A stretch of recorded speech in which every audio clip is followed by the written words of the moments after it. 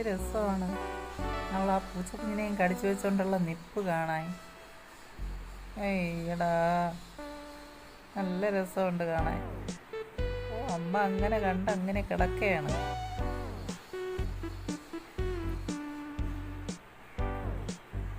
അയ്യോ, പൂച്ചക്കുഞ്ഞുങ്ങൾക്ക് പാല് കൊടുക്കണടാ.